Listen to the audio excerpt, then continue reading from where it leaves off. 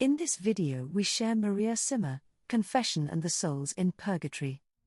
At the age of 25, Maria Simma, in 1940, began to come into contact with the souls in Purgatory. At the beginning there were few cases a year, but from 1954 the contacts were almost continuous, both day and night. Her extraordinary experience, described later in several books, made her known in Austria and abroad.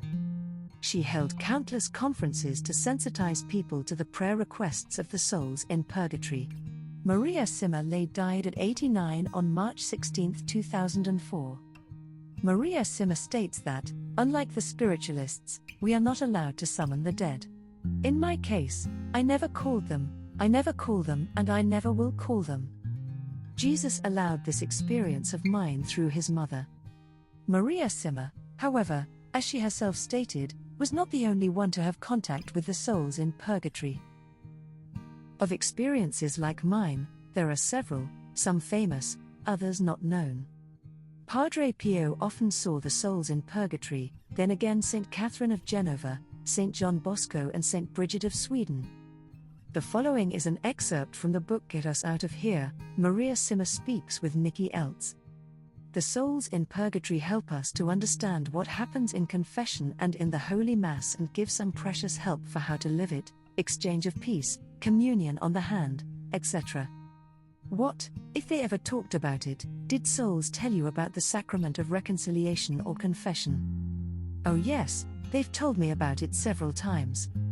They are very saddened by the fact that this sacrament is today so neglected. It is such a great gift that God has given to humanity that only Satan can want to destroy it. And, once again, I'm afraid, he has won it. Confession, as it should be called, is something for which we should run with joy and not, as Satan would like, something to be afraid of. Rest assured, there is nothing you can say to a good priest that he has not already heard.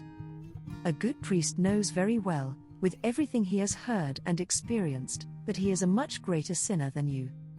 It is a great cause of joy for Jesus and all the others in heaven when we bring him our inner fractures and our weaknesses. Souls have pointed out that 60% of the depressions around the world would disappear if one took advantage of this great gift. If everyone confessed regularly, they would bankrupt many doctors, pharmaceutical companies and representatives. The Lord can save and heal everyone and everything as he pleases, if only people would call on him. Our Lady once said, I believe in Medjugorje, that monthly confession alone could heal the West. Confession is a sacrament misunderstood by most. For most people it is not difficult to distinguish between good and evil, but it becomes much more fruitful and challenging for them when they have to distinguish between what is good and what is best. Confession does not exist only so that one can confess to having robbed a bank, also because there are not many who do it. It exists for the majority of people to use it to improve themselves more and more in the eyes of God. In this past month, what gesture could I have made, what situation could I have faced in a way that was more pleasing to God, more holy? Here is what we must ask ourselves, and I challenge anyone to say that they did everything last month, as Jesus would have done. Humility brings with it the greatest graces. Jesus pours out his most abundant graces on the little ones and poor in spirit. Confession reminds us repeatedly of this smallness that he desires for us so that he can fill us with immense graces. Thank you for supporting my channel. May God bless you and keep you. Our Lady, Queen of Peace, pray for us.